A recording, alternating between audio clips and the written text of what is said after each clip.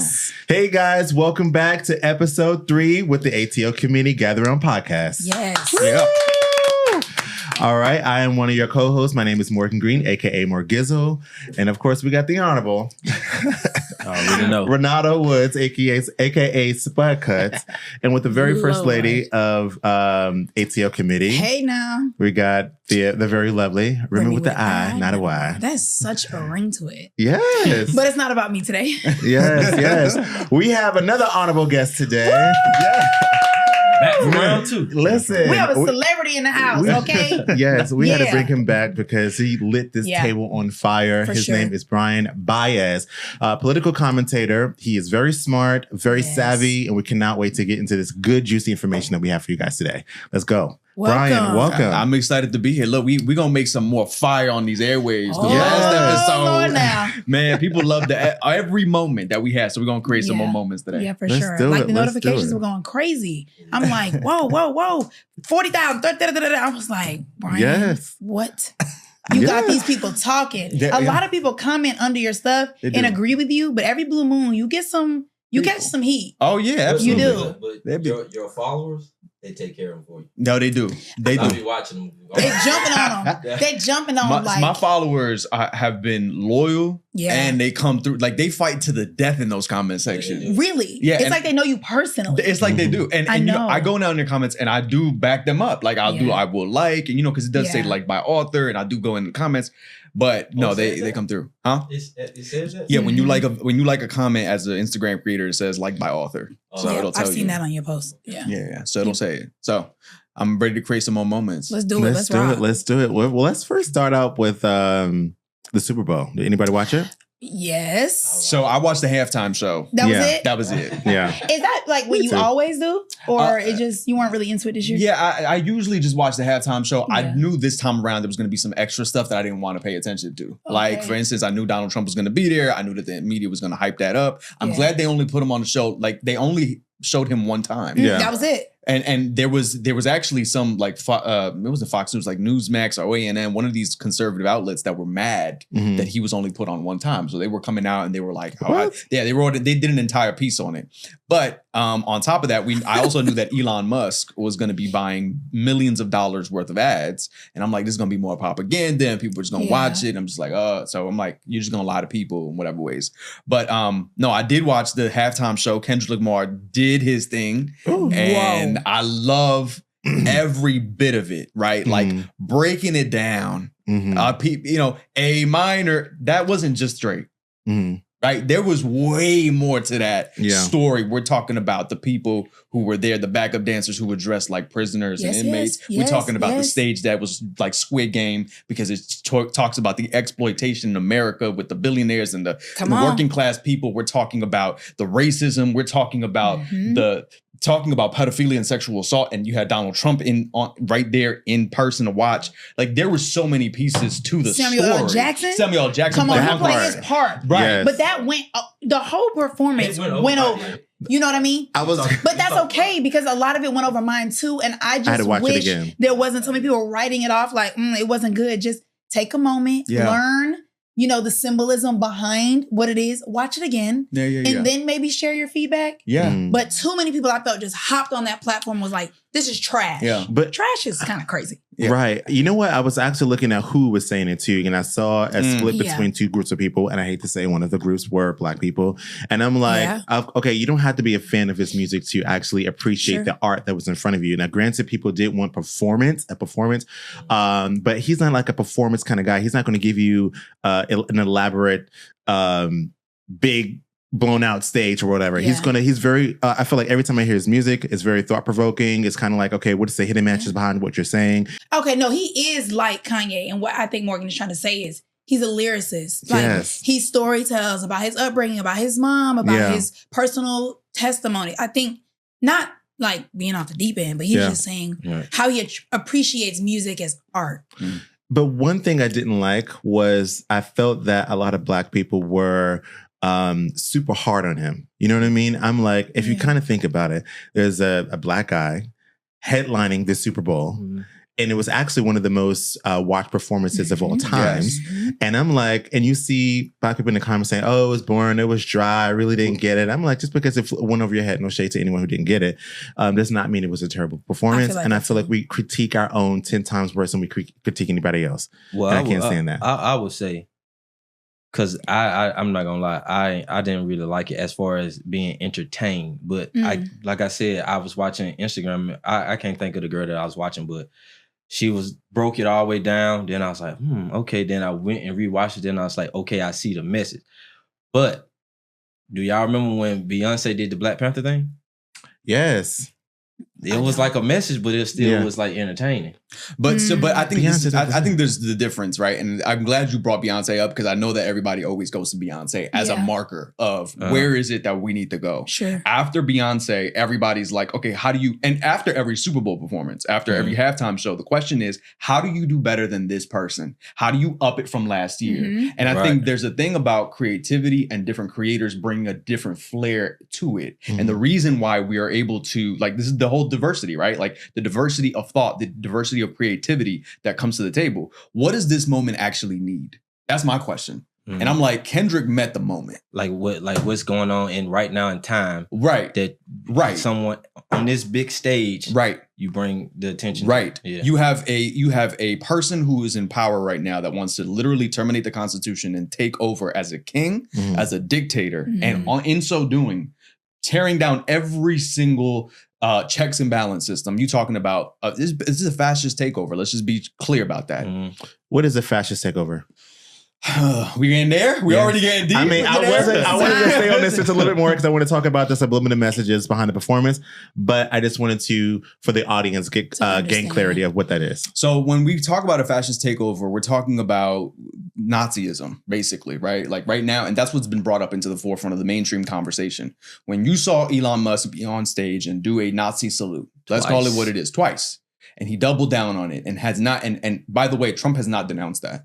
Right. So and we know right now they're calling this the Musk administration. They're saying that Donald Trump is the vice president. Right. Because they're saying Musk is the one who's pulling the strings. He's getting manipulated by Elon. Right. And how so? Because so the reality is that Elon Musk is pretty much he's going rogue, acting 100%. Without any consent, guardrails. No guardrails. Yeah. Trump doesn't even really know what he's doing. Like if you look at some of the executive order signings that Trump has had, when the reporters have asked Trump, like, what is your take on what Elon Musk is doing? He's like, well, we haven't had a lot of conversations about.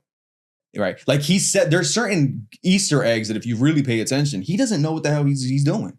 Right. Everything is going on. He's going into the treasury with 19, 20-year-olds and 25-year-olds, and people are calling these people kids. Like, oh, he's going in there with those kids. Let's call it what it is. He's going in there with hackers and looking at personal data that Americans have. You are not an elected official. You're calling this person a special government employee. Come on. Right? And this person is doing Nazi salutes.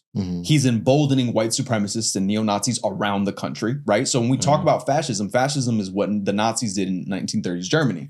So let's break it all the way down. He's doing a lot of the same playbook. It's shock and awe. Right now, you have everybody's exhausted.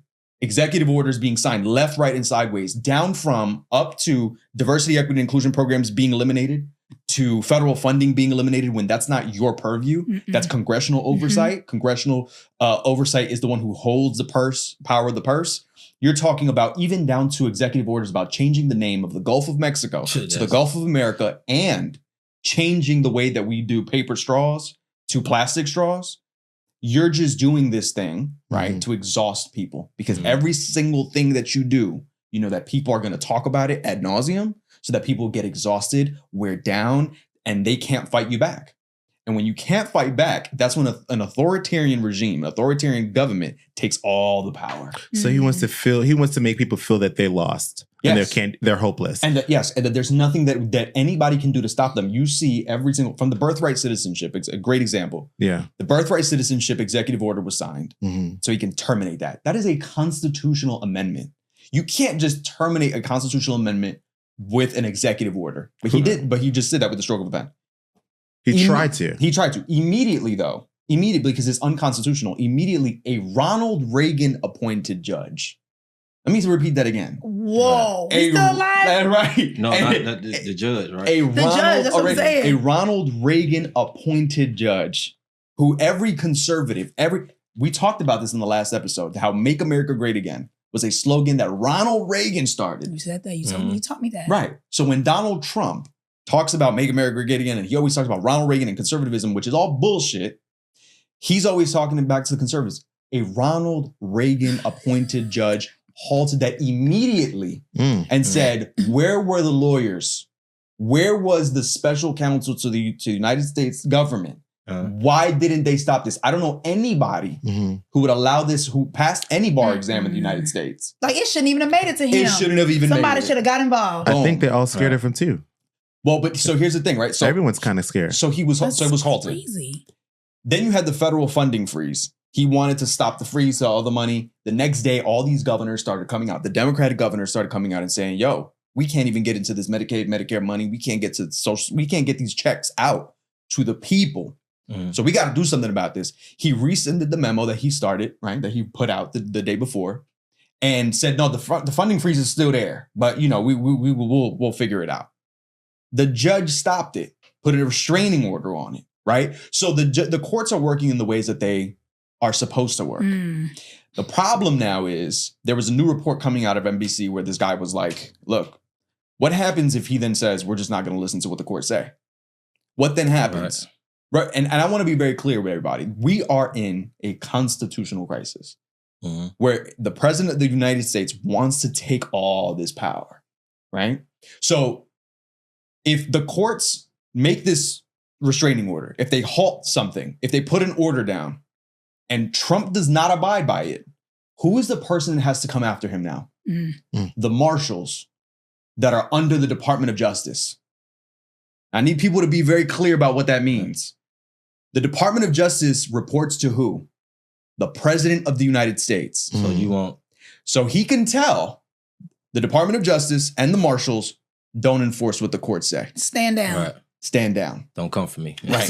So there's all of these different things. Meaning the president can tell. Right. Because the Department of Justice reports to him. And we already got Pam Bondi, who's the Attorney General of the United States, got it confirmed. She oversees the Department of Justice. So he can tell them, don't enforce it. This is why we're in a problem. Right. And I don't think a lot of people understand how dark this shit is, but they want you to be feeling like you're powerless. Like there's no matter anything that anybody does. Spiritual warfare. Right. All of it. All of it. Lawfare, spiritual warfare, legal warfare, like everything. Right. But here's the thing. And this is the post that I just made the other day. Even if that happens and he tells the marshals, well, you can't, just don't enforce it, right? The Department of Justice is on his side. And the courts are, the people who are still in those federal government positions, you got to understand, there was 2 million people across the entire federal government, right, that work. That's why he's trying to fire all of those people. If we know, we've been paying attention. And pay them out. He's paying them out. Which allegedly. I don't think they'll get their money. Which is bullshit. Didn't they do it with Facebook?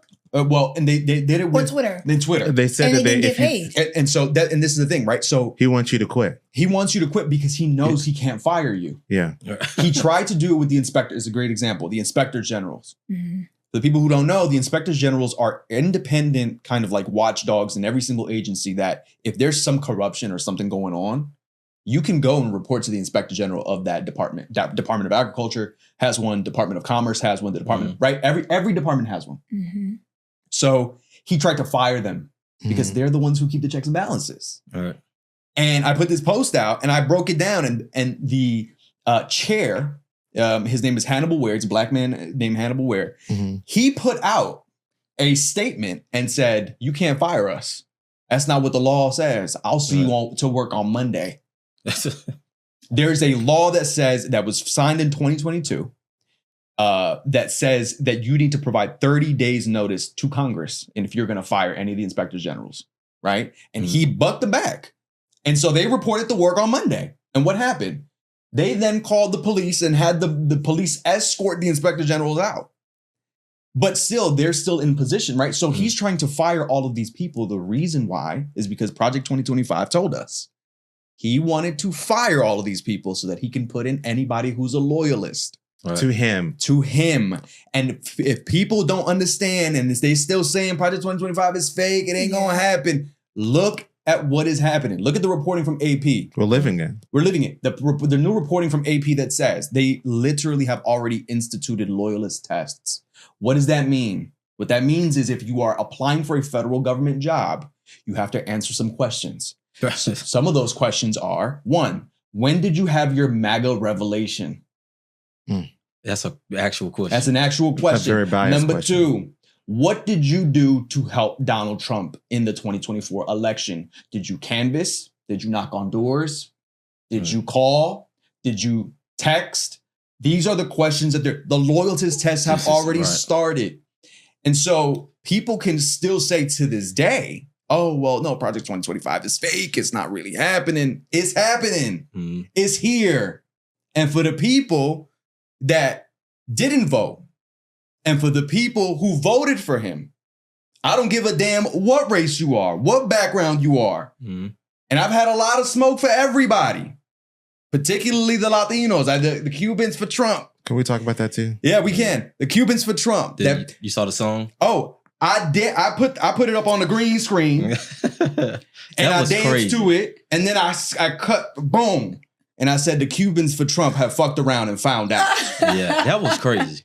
Why is that? Did you see it? Wait. I mean, I saw his video, but what are you referring to? Because when I first, I didn't see the song first. I saw them like saying that they've been portrayed and that, you know, they've been screwed. So, and then I saw the video and I said, this can't be the same person.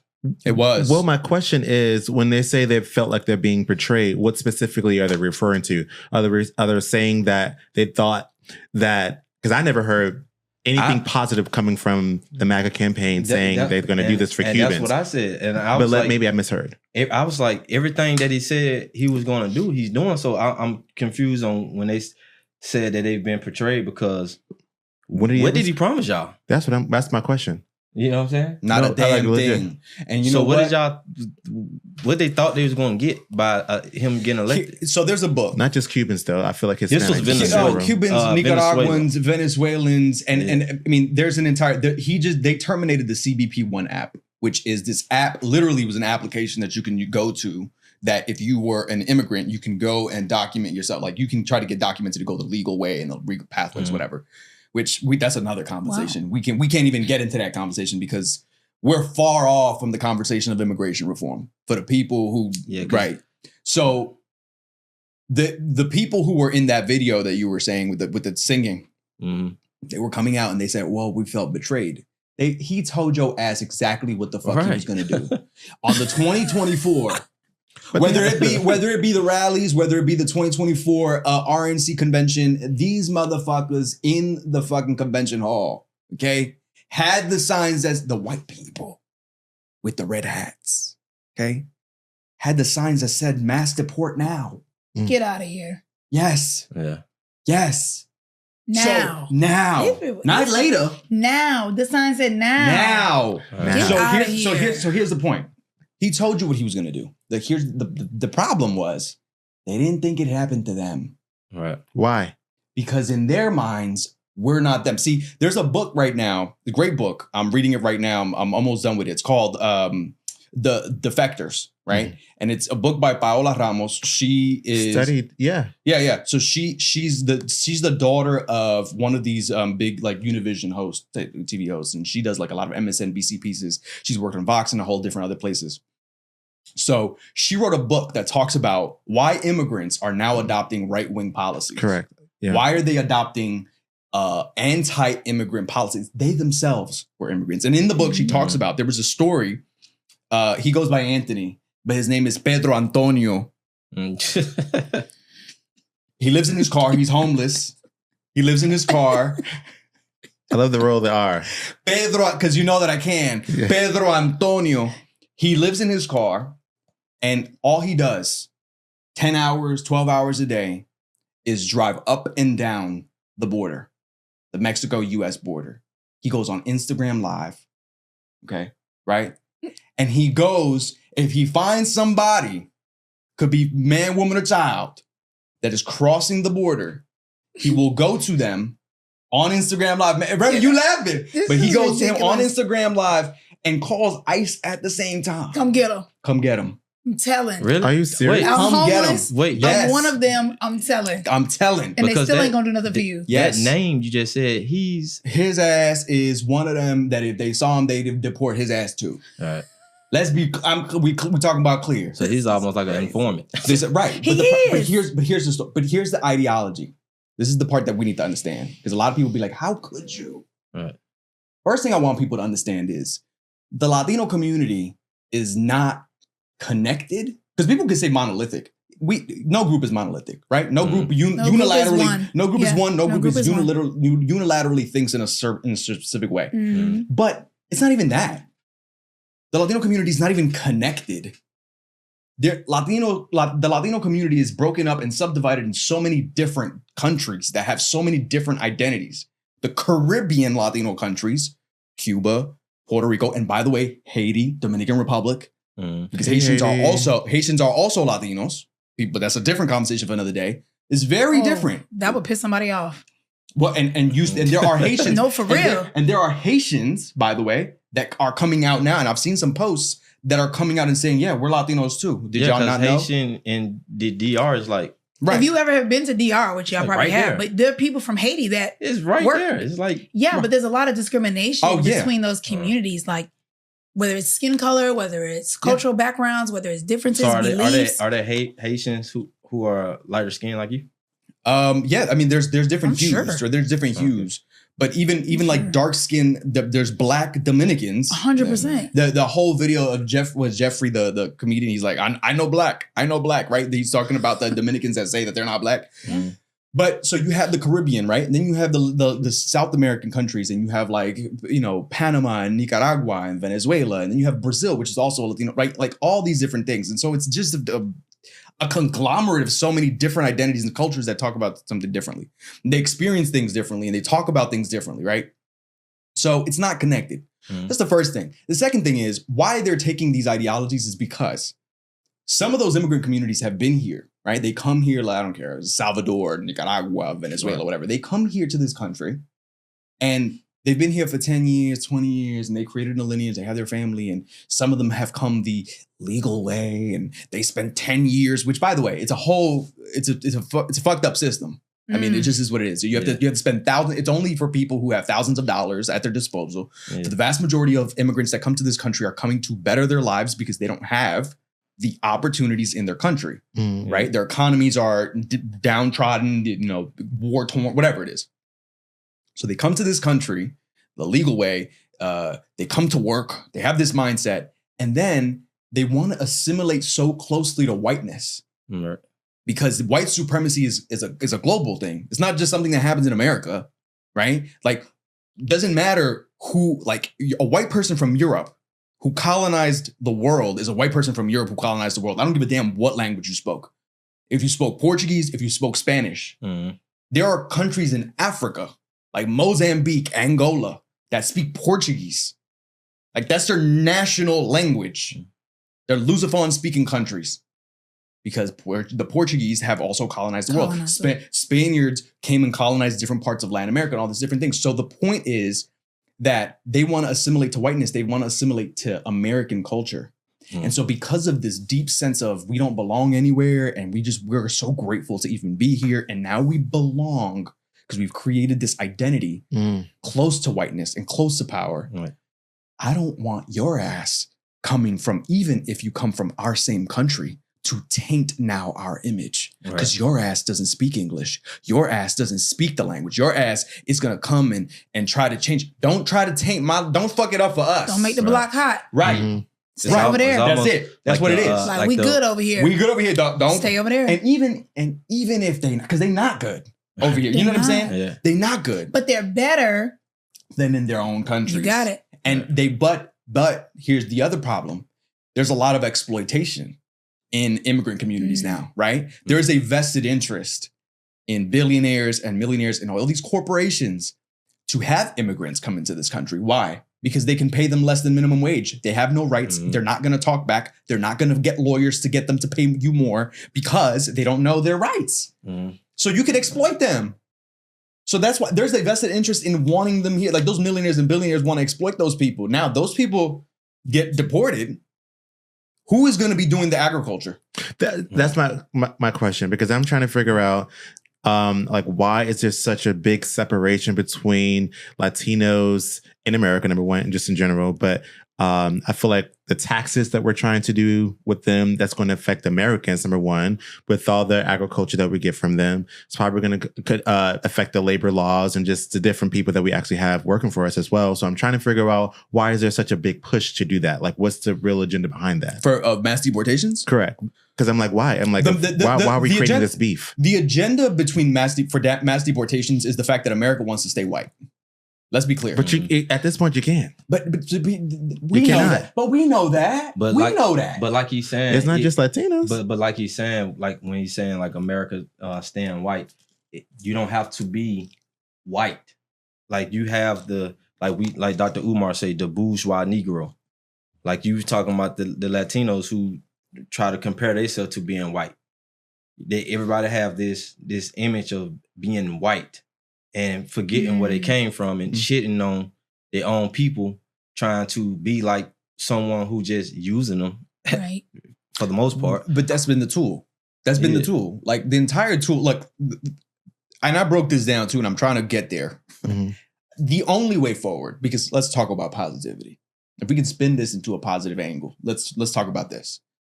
The only way we get the fuck up out of here.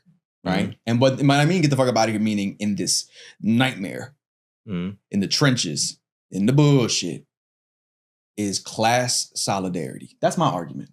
And I'm going to say why I mean that. Break that down. What is class solidarity? Yes. Class solidarity. Poor working and middle class people make up the vast majority of this country. Mm-hmm. There's 10% of this country. The top 10% own 60% of the wealth. That's crazy. Let me say that again. The top 10% of this country own 60% of the wealth. Okay. And poor working and middle class people across race, right, are all impacted by white supremacy. White supremacy is a tool of capitalism to keep people down and keep people from fighting. And there's many different parts. From fighting? People from fighting. I'm talking about keep people from fighting the actual threat. Like fighting back. Fighting back the threat. Because I feel like that is specifically is creating divisiveness. No, it's keeping us fighting each other. So okay, yeah. But so we never can work together. We can never work together. Okay, to fight as a group together. Right. And don't let me go there. If y'all watched, we talked about Fred Hampton. That was one of his things he was doing. He was getting everybody, the Latinos, the poor whites, the blacks. He was getting everybody together to let y'all know, like, we all are oppressed. Correct. But we not going to get anywhere fighting each other. Like right now, they're saying all the immigrants are taking all the jobs. So if they do go, we'll have jobs. It's like you don't want y'all weren't doing that. You got to think those jobs was available before they got here. But that playbook comes from after the Great Depression. After the Great Depression, poor white people and working class white people were coming together with poor and working class black people to organize together to fight back, unionize, and get better conditions, better pay, better labor, right? All of that was part of it. The problem was then the unions started getting wise to it, right? Like these wealthy elites, the business owners, the CEOs, they started coming together and was like, well, we need to stop that. And the way that we stop that is we get them to fight each other. Mm-hmm. So let's give the white working class people white benefits, right? Because they're white, they have benefits now. And so they started excluding black people from unions. They started excluding black people from specific opportunities to carve it out, to give poor white people the sense that they were better off than poor black people.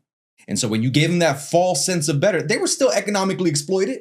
Right. But because they were given that, they were like, now you can look down upon these people. And that's crazy because there's more of them on the system than us. If you want to clock the numbers. That's right. Feel like we're black people are not the biggest majority of race on the system. No. But we're the biggest threat. They feel that we're the biggest threat. Right. Always. Did y'all see that guy on the podcast when he was saying, like, when people are oppressed, but it's like, well, he only slapped him 10 times. He don't slap me 5. I take 5. Well, Lyndon Baines Johnson said it best, right? President Lyndon B. Johnson said, if you can, and I'm paraphrasing, but if you can give the poorest white person a reason to look down on the poorest black person, they'll give you everything that they have, right? They'll let you even pick your damn pockets. Like, they don't care. Like, this is the reality of all of this, that there's a wealthy elite class that has always wanted to keep the power, that has always wanted to keep the structure in place. And they will do everything that they can to make sure that we are fighting and distracting each other by fighting against each other. Because the reality is, if we come together across class to understand that we're all exploited. And I say this, and I made this video, poor white people are also oppressed under the systems of white supremacy. Right. And they need to understand that. And when we break that message through, that they're also hurting because of it, we can actually get through to that next level. I agree. And I'm going to add on to your point and prove it. Target, DEI. Target. Black people are the biggest consumers, right? No race as a whole spends more money than Black people. When Target came out with the DEI pullback, not necessarily from a class group together, stick together, but from a race, Black people stopped going to Target. Not all. You still have the people online saying, but that's okay, because guess what? That's not enough to keep them thriving like they were. Target is taking a hit. Yeah. Their stakeholders are suing them for making that move, because now you're messing with their pockets. Yeah. Now, granted, no one really forced Target's hand, but they came out with all the DEI initiatives after George Floyd. Now they're seeing a significant drop in sales because we're standing together and we're standing for something. Yeah. And I feel like sticking together by class will work, because I see what sticking together by a race will do. This is the first time I've seen us as Black people boycott a store and be for real. Yeah. Did you see, like, Reverend Al Sharpton was like leading people through Costco. Like, Costco's thumping right now. I love me some Costco's. And we are all like backing it and standing with it. Right. So I feel like if us as a race right now, or just as a people, would unite, it would be just as shake the table as if we do by class. And I think it can happen by race before it happens by class, because a lot of the low class white people are racist. Yeah. So I think it's easier to band together as a race. But that's a problem too, because you have people that are like the Latinos that think they're white, that are Black and think they're white. Yeah. Too. There's Black people that feel the same way as well, because they fit in those type of groups. Yeah. It's and that's sad. Since we talking about what, DEI? Yeah, DEI. When I had a conversation, and I was looking at it 2 ways, and I want to get your take on it, because on one end you will have someone who feel like, I don't want to be seen like I was hired because I'm Black, and then you got the one that's like, I didn't get the job because I'm Black. So what's your take on that? DEI, go ahead. Well, because we talked about DEI in the last episode, and I know we talked about it. So let's talk about, again, when they say DEI, they really mean civil rights, right? Every single time they talk about DEI and they want their attack on DEI, they're talking about civil rights. The pilot, let's bring it back. Let's bring it back. DC, the airplane crashed with the Black Hawk helicopter for the military. God rest their souls. That's terrible. Right? Yeah. They quickly, and I came out the day before, like the night that it happened, crazy. I came out with a video and I said, I don't want anybody to lecture me about shit and tell me that this is not the moment to play politics. Yeah. Because this is exactly the moment to play politics, because this exactly what I said would happen exactly happened the next day. I said, they're going to come out and they're going to blame the Democrats, Biden. And if it were Joe Biden in the presidency right now, they would come out and torch his ass right now and say, what the hell are you doing? The next day, after I put that video out, Donald Trump, 12 hours later, Donald Trump comes on the podium at 11 o'clock in the morning at the White House press conference and says, Joe Biden, the Democrats had bad policies and blamed it on DEI. That was crazy. And here's the thing. The pilot was white. But nobody want to tell that part of the story. Right. Both. Because people on the plane, there was a lot of black and brown people who were on the plane. Right, but the pilot for the plane was white, and they were blaming it on that. They were also blaming DEI on the hiring policies. The day, it was a week before, this is the other part of the story people don't want to talk about. A week before, Donald Trump signed an executive order putting a freeze on hiring practices because he wanted to make sure his administration reviews the people being hired because of the loyalty tests, because they want to make sure they're all as meritocracy. It's all bullshit. I don't want to hear anybody tell me anything about DEI hires when everybody who gets hired in his administration has been unqualified, mediocre white people. And you have, and I'm going to say it again, mediocre, unqualified white people that have been in that damn cabinet. 14 of which of them have been billionaires. So I don't want to hear anything. You have the Secretary of Defense, okay, the Department of Defense, who was a Fox News host. Yeah, he served on the military, but he was not at all qualified.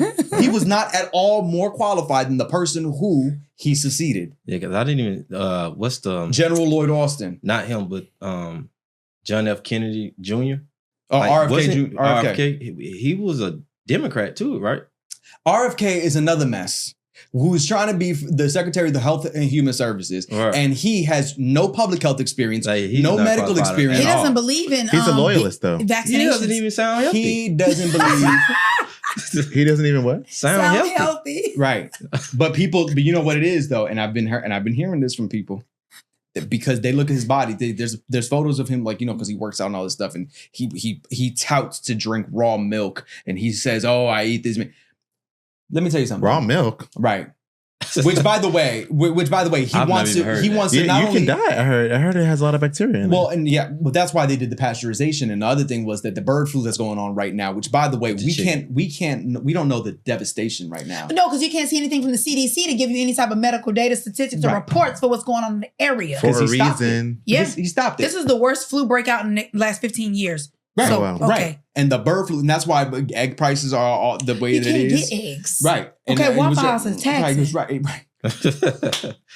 because of the deficit. Right. So clean this mess up. Right. And get that Waffle House but pricing you know what? back. But you know what he won't do? He won't tell you that information. No. He's stopped all those agencies from giving us the information.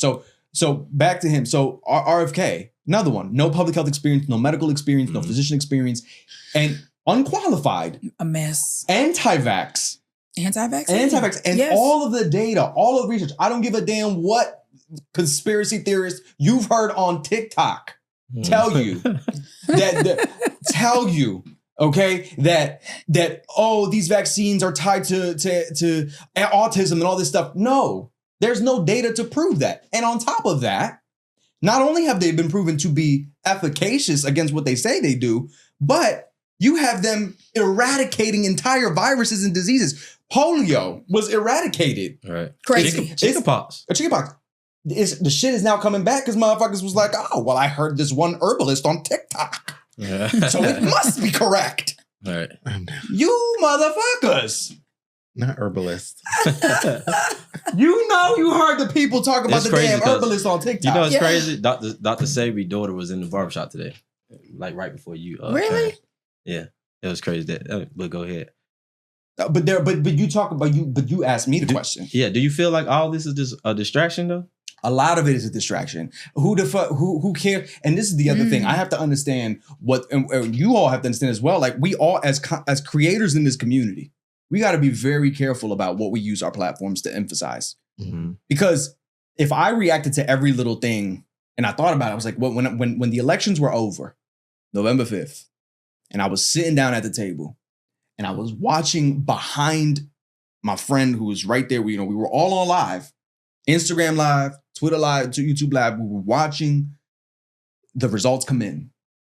And we were reporting it as we saw it. And we were ahead of the mainstream media because we were looking at what the news desks on the actual official websites were saying. And they had called all the states before the people did on the mainstream media. They want the horse race. They want the people to watch and gains and views, all that shit. We saw Pennsylvania be called. We saw it happen live before the mainstream media said anything about it. And the people in the comment section we were devastated. We were devastated. And people in the comment section were like, oh, why y'all look so doom and gloom? Can y'all laugh? Can y'all smile? Like, y'all making me lose. I'm about to log off because... And it's like, what can we do? I have no hope to give you. We told y'all what the fuck was going to happen. Now y'all going to see it. So I'm watching that the same night that the election results are coming in. I'm looking at the screen. I'm looking at them put Trump headquarters on the screen. And in that, I see all these white people with red hats because there was no people of color. I mean, what it was. They were in Trump headquarters, showing all the white people with red hats. And at one point, they show just the stage with all these flags, dark background, blue lighting on the bottom, looked like something out of a villain movie. And then out comes Trump to talk about that he won, declare victory, all this stuff. And for me, I immediately thought, what's going to happen to people like us who we literally have been on these airwaves telling the truth? Fuck trashing. Fuck trashing. We weren't trashing. We were telling the truth. You seen? I've heard people say that they were going to try to punish people who did not promote his agenda. But speaking of which, do you feel that people will have a change of heart for those who actually voted for him or this administration? Right now, so here's the thing, right? I saw on TikTok they were doing this hashtag leaving MAGA, hashtag MAGA regret, right? Hashtag MAGA regrets, and maybe some of those people are genuine. But my thing is, I have no sympathy and I have no empathy for you. And to be honest with you, and I told y'all this before, I don't give a damn because you were willing to still vote for this man before you thought it would impact you. Before you thought that shit was going to impact you, you were willing to vote for a con man who we knew had bankruptcies, who was a failed person in terms of business. Convict. He was a convict. He was convicted of 38. He sexually assaulted women. I mean, he was found liable in court to rape E. Jean Carroll. Like the person who said he wanted to mass deport people, and separate families and children, and like all of these things. You knew a convict. He was convicted of 38 of 38. You're right. Right. So you were willing to accept all of those things until baby, now the check can't come because you on social safety nets because you didn't think it would touch you. And by the way, even if you were quote unquote, we talk about marginalized populations. Some of your family members are now being impacted. Come on. There was that lady and I want to say this too. I have no sympathy or empathy for people who had the agency to vote and voted for him. And I have no sympathy or empathy for people who had the agency to vote and didn't vote at all. But wouldn't that be counterproductive if we're trying to say, hey, all this is happening and it's actually creating more divisiveness than ever. And the only way for us to actually win is for us to all come together for all different cultures. That will also include people who are upset at the ones who actually voted for this current administration. I would say so how can we come together? I would say this. If you now have this sense of, oh my God, what did I do? Do the work, get informed, get educated, and join the fucking fight anyway. How would they do that? Like, they have to do, like, the thing is they can tap into people who are like, I'm putting out information for everybody, right? You can still tap into my information. I'm not telling you don't watch my stuff. I'm telling you that I don't have any empathy or sympathy for you. That you can still, like, again, if this is a real moment of change for you, you have to go on into the fight without expecting that I'm going to now hold your hand and now we have to kumbaya. This is me. This is me saying it. And a lot of people were asking me in the comment section. I put out a video because everybody kept on asking me, and you even asked me on the show, like, oh, would you ever run for office? And I'm like, I can't. Not there too yet. real. I can't. I can't because I'm too unwilling to sugarcoat the truth. Right.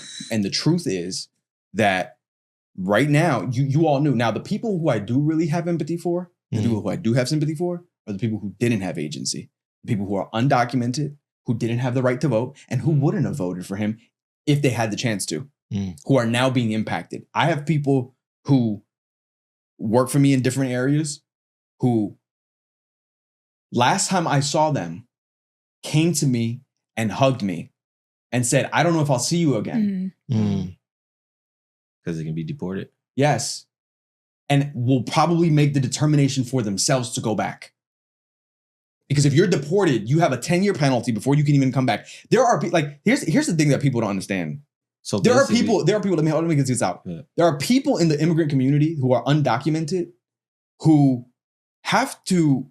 They know that like their children's like 8 years old, 7 years old, and they're making arrangements. The kid is documented now because the kid was born on U.S. soil. But they are making arrangements now for that kid to live with someone else so that they can go back to their country. So that in 10 years, when that kid becomes 18, can potentially put them in the system to claim them to bring them here. You're talking about separating families and children from people who are tax-paying, law-abiding citizens. Right. Yeah, I got a client who, real quick, I got a client who been here since he was in the second grade. He's like almost 30 now. And he was talking about, man, if I got deported, man, I wouldn't even know. I don't know nothing about Mexico. But to put into real, because I know we got to wrap up, but I just want to ask you something spicy. Would you be able to date a Republican? No. Not at all? No. Why not? Because no. I'm too unwilling. Oh my God, y'all. I couldn't answer that question, but as always, thank you for coming on the show, dropping gems, dropping bombs. It's 7:30 already. Time flew. Oh my gosh. We got to get you for 2 hours. Yeah, get me. That was really good. I'll be really back. Good. Yes. This is a good conversation. Yes. And next time we got to talk about Department of Education and all that good stuff too. So, as always, thank you for coming on, dropping bombs.